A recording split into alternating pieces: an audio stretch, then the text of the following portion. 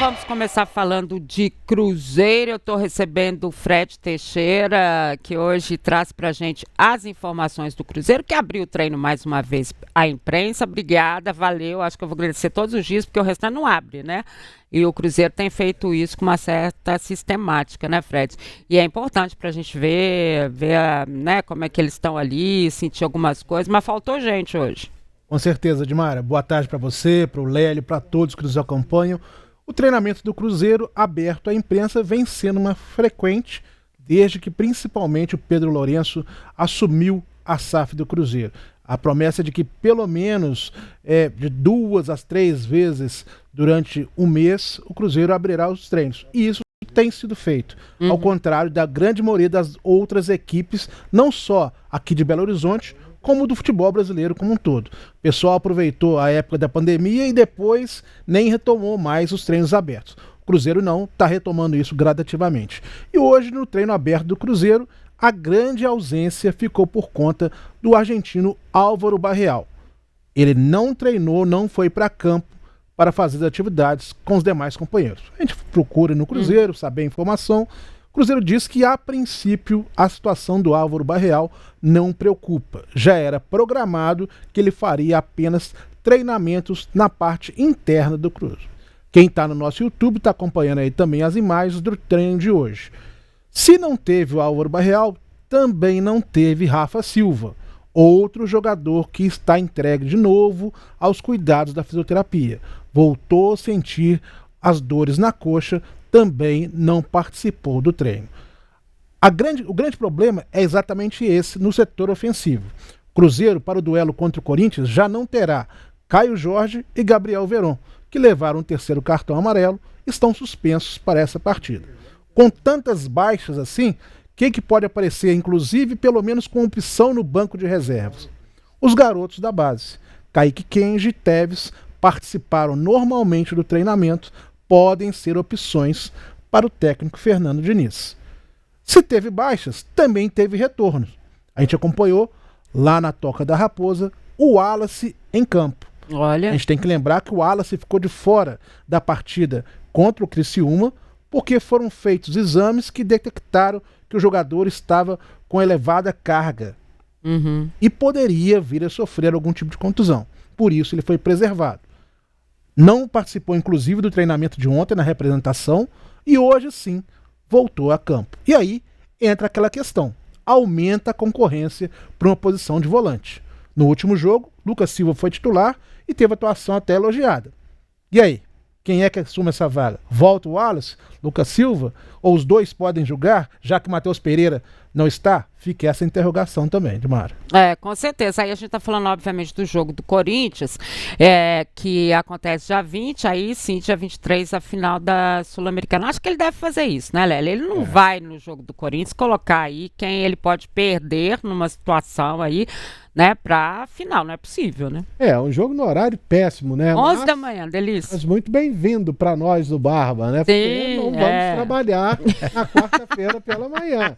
Jogo 11 da manhã, e lembrando que é feriado. Mas eu até pensava que o Matheus Pereira também estivesse suspenso para esse jogo. Também está suspenso, né? Lélio. Só um detalhe para você explicar. Por que o de 11 horas da manhã, Lélio? O Cruzeiro, pela obrigação do regulamento da Conmebol, tem que estar no Paraguai ainda no dia 20. Então vai ser aquela correria. Acabou o jogo em São Paulo, o Cruzeiro já vai embarcar diretamente para Assunção, no Paraguai. É uma obrigação, né, que é imposta pela Conmebol para o time estar lá 3 dias antes da decisão da Copa Sul-Americana. Mas aí, olha, para mim não tem muita dúvida, embora o Cruzeiro não tenha que se desligar totalmente do Campeonato Brasileiro, embora hoje seja G7 com a conquista do Flamengo e ele seja o 7º colocado, você tem que ficar esperto, né? Porque, afinal de contas, o próprio Corinthians, ele tem 41 pontos hoje. Ali na cola ele chegaria a 44 como a vitória. Então, fica assim, uma dúvida na cabeça do treinador, mas para mim não tem muita dúvida, não. Eu acho que o Cruzeiro vai ser um time totalmente reserva, do goleiro até o último atacante.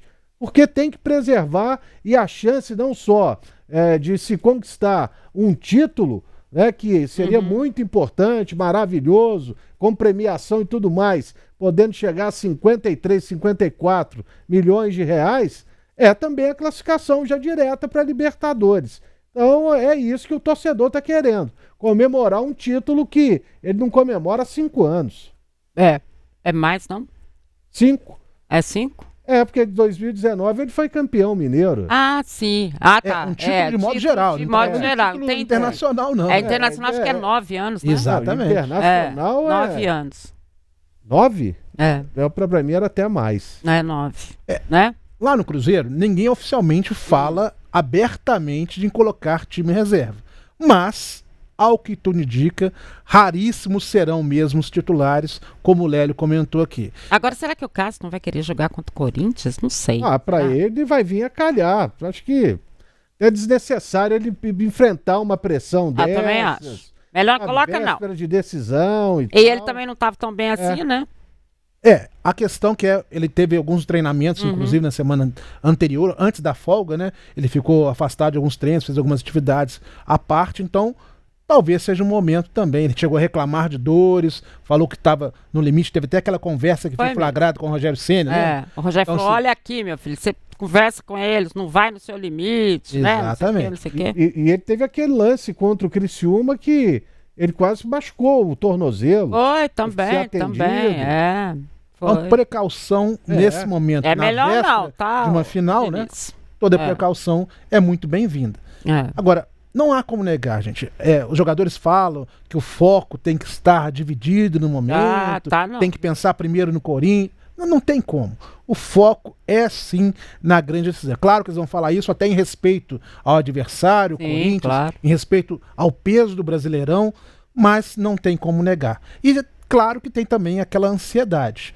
Além do treino em si, após o treino, Dimara, também houve a coletiva. Isso. Quem conversou com vocês foi o João Marcelo. Isso, o zagueiro João Marcelo, que foi quem atendeu a imprensa. E ele falou, inclusive, com a gente sobre essa possível ansiedade que existe em relação a ter um jogo do Campeonato Brasileiro na véspera, praticamente, de um jogo tão importante como a final da Sul-Americana. E como que fica o jogador nesse quadro? Vamos ouvir. Sem dúvida nenhuma, a gente, o grupo todo, a torcida está ansiosa aí por essa final. É um jogo muito importante pela história, pelo tantos anos sem estar numa final internacional, mas como você falou, a gente precisa estar concentrado, precisa estar focado no jogo contra o Corinthians. Também é muito importante para a gente continuar vencendo no Brasileiro, agora retomar a vitória contra o Criciúma e buscar concentração nos treinamentos, estudar o adversário, e eu acho que o principal objetivo é ter a concentração no máximo para não deixar o jogo da final atrapalhar esse. Focar bem nesse jogo, para aí depois sim pensar na final e fazer um bom jogo para sair campeão. O jogo da final não atrapalhar esse. É difícil, né? Eu acho que é melhor pensar nesse jogo para não atrapalhar a final, no caso assim específico. Por isso, a possibilidade da oportunidade àqueles que não vêm jogando com tanta frequência.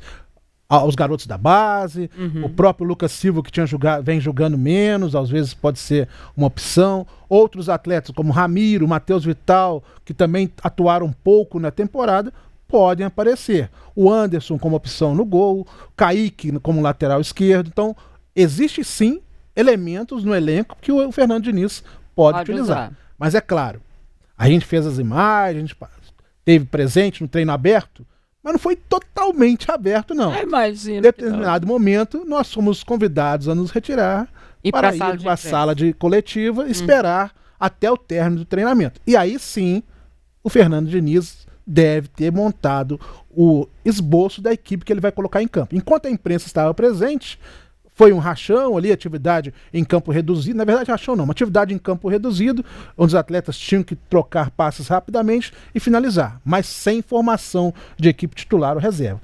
Provavelmente, só depois que a imprensa saiu, aí sim ele passou para o esboço do time.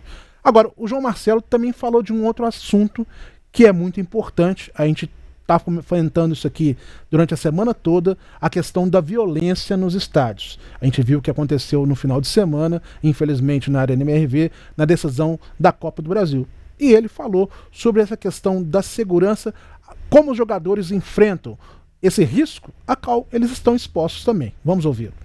Isso a gente concorda com a festa, com tudo que todas as torcidas fazem aí durante os jogos, mas partir para a violência já não concorda, acho que não tem necessidade disso, mas é isso, acho que essa parte aí, quem tem que tomar medidas é o clube lá, a direção, com a torcida.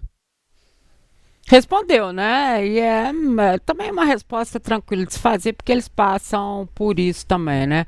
Agora ele tá bem, né, Lélio? O João Marcelo nessa composição voltou bem. Para mim é o melhor zagueiro do Cruzeiro, não sei porque que foi parar na reserva, mas de qualquer forma tá bem, né? Nessa titularidade, né? Eu também acho o João Marcelo o zagueiro mais técnico que o Cruzeiro tem, né? Isso. Ele fazia até uma boa dupla com o Zé Ivaldo, que é um jogador mais viril, um camarada que chega mais firme, para falar a verdade. Mas tem se ajustado bem aí com o Vidalba e a expectativa é que joguem bem a final contra o Racing. Agora o Fred falou que pediram para tirar o time de campo, né? Antigamente, quando você era repórter e tinha interesse em acompanhar os treinamentos, você aprendia. Era muito legal ver o Luxemburgo dando coletivo. E ele entrava dentro de campo e falava, não, meu filho, como ele jogou bola, ele pegava a bola, fazia, ensinava o movimento que ele fazia. Agora fica até difícil. O técnico reclama, só analisa resultado.